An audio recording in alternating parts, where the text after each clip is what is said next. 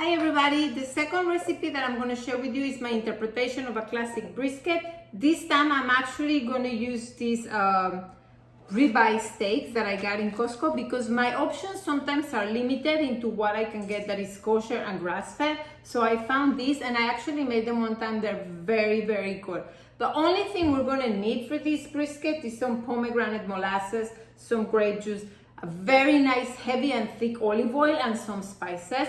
So follow me. I'm going to also, of course, put the recipe down below, and I'm going to show you step by step, especially the techniques on how to fold all this in order to make it cook like very nice in the oven in a very slow temperature. So follow me. Let's cook this brisket together. We're going to need something like this that is deep that we can put in the oven. I'm actually just going to use one. That's enough. And then your foil. We're gonna use the heavy one, the thickest one, okay? What I want you to do, here you go, is just to put it here carefully. Push it down carefully. You wanna make sure you don't break these because you cannot make holes in these, otherwise all the juices are gonna go out. Be very careful with your hands.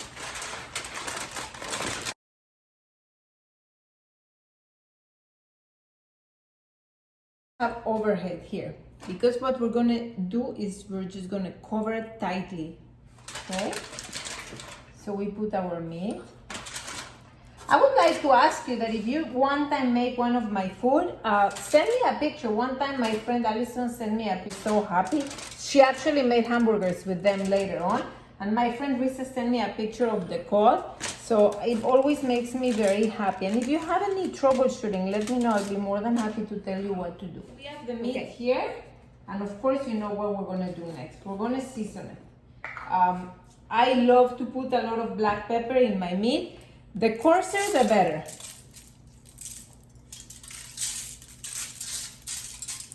And then, of course, like in the other one, coarse sea salt.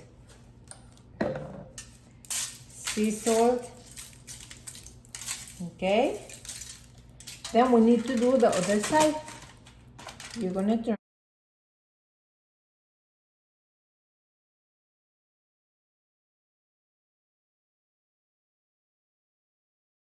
I want you to see how much actually I'm putting. I like to season them really well.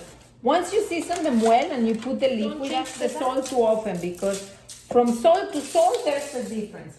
Okay, a little bit more pepper. I'm so sorry about this, guys. There you go. Okay, so what I'm going to do next, I'm going to put a little bit of, because I like the contrast of the sour of the molasses, so I like it. So I'm just going to put very little in the beginning, okay? That's it. Okay. One of my favorite things to use for chicken or for meat, herbs de Provence. If the accent is not good, this will actually correct me later. The beautiful thing about this, when you have herbs that you don't use, I usually, I dry them in my garden or in the balcony. This is sage. It was fresh at one point, now no more, right? If you don't have it, it's okay, you can use any other thing. When you have your herbs like that, you just crush them with your hands. And the things that you won't be able to put, like the stems, you see, they come out easily. How cool is this? Okay. This smells so good. And you just put them. And you see, these little things, you discard. Likewise, we're going to do a little bit of rosemary that I just cut. Okay. And now, let's do this. My onions. What is it that I'm looking with the onions? I'm just going to put them in two.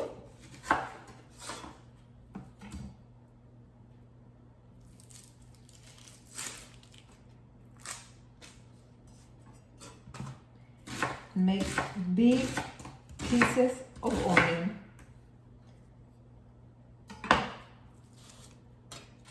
I'm going to cut them, put them all over. I'm going to cover them all with the onions. It's one full onion, okay? You can also put under the meat if you want, but it's not necessary because we're gonna have a lot of juices in there. After that, we're just gonna cook our washed garlic with the peel and everything. Don't take out any of this because you want them in there. There you go. Okay, so we're gonna do one more time just herbs this time, just for the onions. No more salt, no more pepper, okay?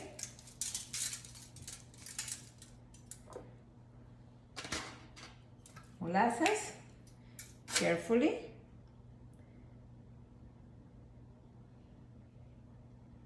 These tend to be sour. Make sure you buy the ones that don't have any sugar. Okay.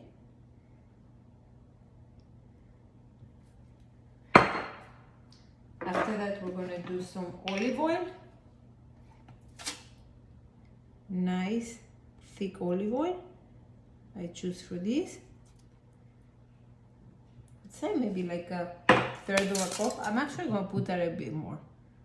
Here, let's make it, yeah, a third of a cup, okay? All right. Now what we're gonna do, we're gonna put some grape juice. If you are the kind of person that likes to put wine in your meat, go ahead and do the wine too.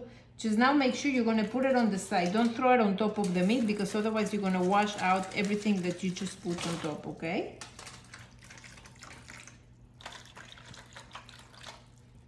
Okay, we're gonna do a little bit more herbs. Cover them. Rosemary is excellent for this. This is exactly how it looks like. Now the most important thing is we're gonna close it. Like I told you before, you have to be very careful not to poke the foil. And you have the overhead here. Carefully and gently, not too big of a piece, as you see. The only thing you want is to cover this. We're gonna cover it. Okay. Do this part together. What you want to make sure is that the steam is gonna stay inside the meat.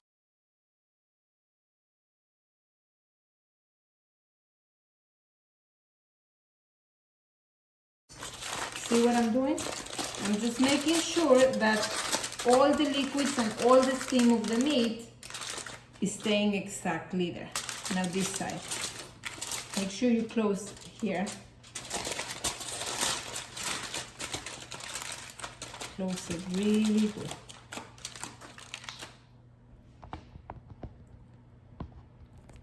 This you can do in the beginning of the day.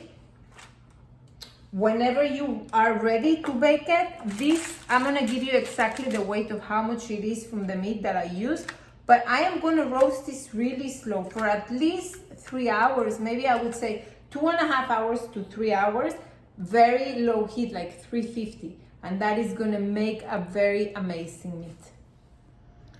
It's been 2 hours in the oven. All I want to do is to make sure it still has some liquid.